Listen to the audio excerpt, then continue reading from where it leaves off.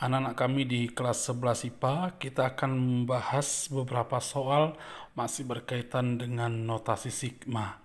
Harapannya dengan membahas beberapa soal ini, pemahaman kamu tentang notasi sigma semakin baik. Nah, perhatikan soal nomor 4, sigma I dari 1 sampai N dari I pangkat 4, rumusnya seperti yang kamu lihat, N kalian tambah 1, berikutnya sampai per 30. Nah, sekarang yang kita bahas di nomor 5A dan B. Nah, kita akan mencari rumusan daripada soal notasi sigma ini, bentuknya nanti akan menjadi model seperti ini. Ya, mari kita bahas. Nah, ini dia udah saya tulis, sigma I dari 1 sampai N, I kuadrat tambah 3I tambah 4, kita akan mencari rumusannya ya. Jadi kita akan menggunakan sifat-sifat notasi sigma untuk menyelesaikannya. Nah, kita pecah notasi sigmanya menjadi penjumlahan 3 bagian, sigmanya kita pecah menjadi 3 bagian, kemudian kita kerjakan satu-satu. Nah, waktu pelajaran sebelumnya kamu sudah mendapatkan bahwa sigma I dari 1 sampai N dari I kuadrat adalah N kali N tambah 1 kali 2N tambah 1 per 6. Demikian yang kamu dapat di sebelumnya. Nah, kemudian ini tambah 3 kali sigma I dari 1 sampai N dari I, rumusnya adalah N kali N tambah 1 per 2. Nah, ini rumus yang ini. Itu udah kita dapat kemarin ya. Sedangkan sigma I dari 1 sampai N dari bilangan 4 menggunakan sifat notasi sigma adalah N kali 4 atau 4N. Kemudian ya tentunya kita tinggal merapikannya, samakan penyebutnya. Ini jadi per 6. Kemudian ini tetap N kali N tambah 1 kali 2N tambah 1 tambah 6 dibagi 2, 3 kali 3, 9 kali N tambah 1 tambah 6 kali 4N adalah 24N. Nah, tentunya kamu tinggal merapikannya nanti. Ya, atau sampai di sini pun boleh, atau kamu boleh rapikan, kalikan, nanti cari yang sama, kemudian tinggal menyederhanakannya. Untuk menyederhanakannya, anak kelas 11 IPA saya pikir sudah tidak perlu diragukan lagi dalam merapikan, menyederhanakan bentuk yang ini. Nah, kemudian di soal bagian B sama saja sebenarnya ketika kita disuruh mencari rumusnya ini, sigma K dari 1 sampai N dari K kuadrat kali K kuadrat kurang K tambah 1. Nah, dalam menyelesaikannya juga ya sama saja kita gunakan sifat notasi sigma.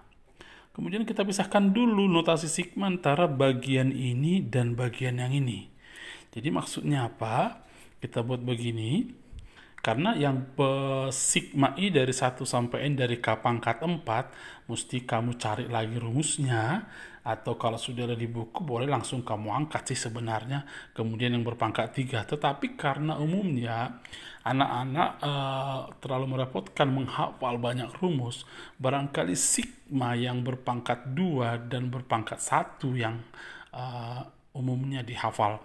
Maka kita menggunakan yang berpangkat 2, berpangkat 1 kita libatkan pada soal yang nomor kedua ini. Nah, kita bagi dulu menjadi 2 sigma. Yang pertama yang K kuadrat, yang kedua K kuadrat kurang K tambah 1. Maksudnya apa? Kita pisahkan sigmanya menjadi 2 bagian. Sigma K sama dengan dari 1 sampai N dari K kuadrat kali sigma K dari 1 sampai N dari K kuadrat kurang K tambah 1. Nah, kemudian ini kan sudah ada rumusnya. Apa tadi rumusnya? Seperti ini. Yang berpangkat 2 berarti N kali N tambah 1 kali 2N tambah 1 per 6. Kemudian kali sigma ini semua. Berarti kali buat saja kurung kurawal besar, artinya nanti dia mengali ke semua hasil yang ini. Ini kita pisahkan lagi menjadi 3 notasi sigma. Sigma K dari 1 sampai N dari K kuadrat kurang sigma K dari 1 sampai N dari K tambah sigma K dari 1 sampai N dari 1. Oke, ini kamu tentunya nanti tinggal merapikan. Oke. Ini tinggal substitusi hasil-hasilnya ini semua. Sigma dari K sampai 1K kuadrat juga adalah rumusnya yang ini. N kali N tambah 1 kali 2N tambah 1 per 6 kurang yang K ini. N kali N tambah 1 per 2. N kali N tambah 1 per 2. Sedangkan sigma K dari 1 sampai N dari 1 adalah N kali 1 atau N.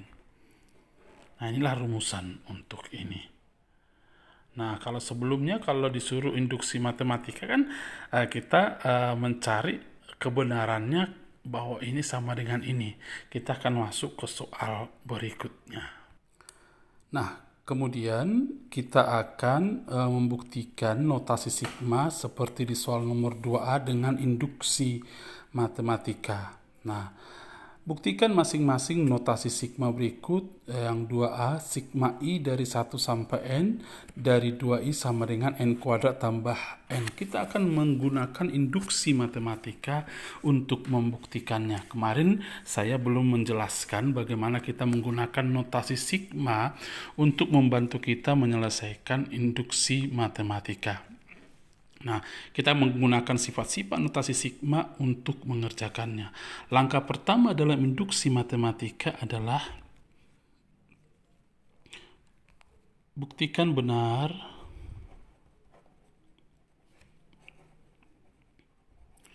untuk N sama dengan 1. Ya, kita buktikan benar untuk N sama dengan 1. Berarti artinya apa? Sigma I dari 1, N-nya ganti 1. 1, 2I harus sama dengan, substitusi N1 di sini, 1 kuadrat tambah 1.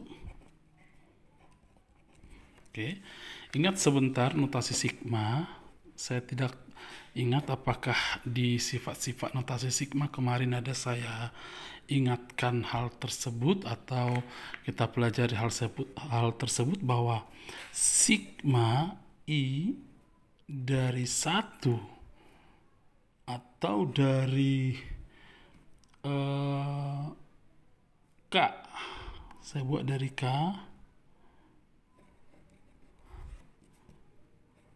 sampai K.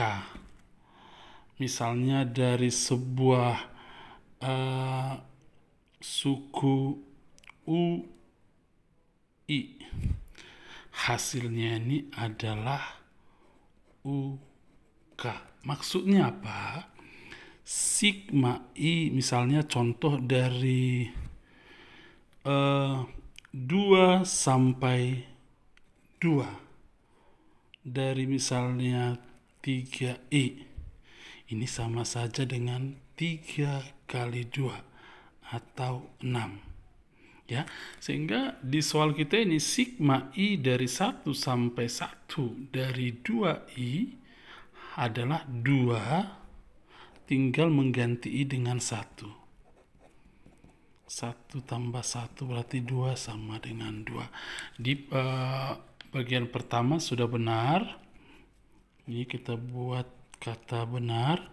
Yang kedua, klaim atau anggap benar untuk N sama dengan K, di mana K himpunan bagian dari N ya.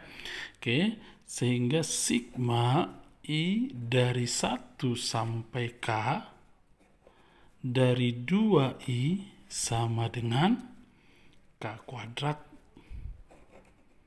tambah K. Ini nggak usah kita otak-atik. Kita akan menggunakan ini nanti di bagian yang ketiganya. Nah, akan dibuktikan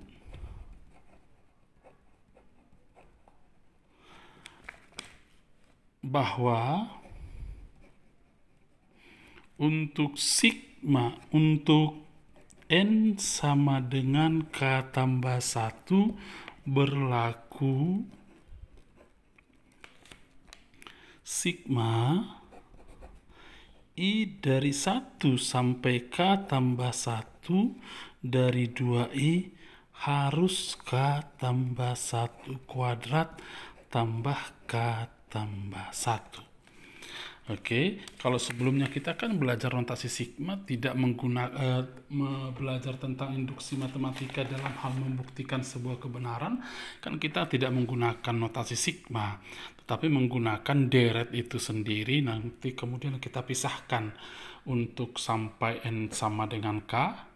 Nah, kemudian satu bagian lagi kita pisahkan, kemudian kita gabungkan. Nah, sekarang kita menggunakan notasi sigma untuk menyelesaikannya. Tentunya sifat-sifat notasi sigma yang kita butuhkan. Nah, perhatikan. Sifat-sifat notasi sigma yang perlu kalian ingat lagi, seperti yang sudah kamu catat, bahwa sigma I dari 1 sampai N ini bisa dipecah menjadi, misalnya dari suku K ini ya, sigma I dari 1 sampai K misalnya, dari UI, tambah sigma I dari K tambah 1 lah. Habis K kan K tambah 1 sampai N dari sebuah suku K I. Contohnya apa? Sigma I dari 1 sampai 8 misalnya, dari 2I, seperti ini ada soal. Ini bisa kau ubah menjadi sigma I dari 1 sampai 3 misalnya. Dari 2I dia menjadi penjumlahan 2 sigma tambah sigma, tetapi kemudian batas bawah di sini tidak lagi 1 karena sukunya, rumus suku ke I-nya tetap menggunakan 2I.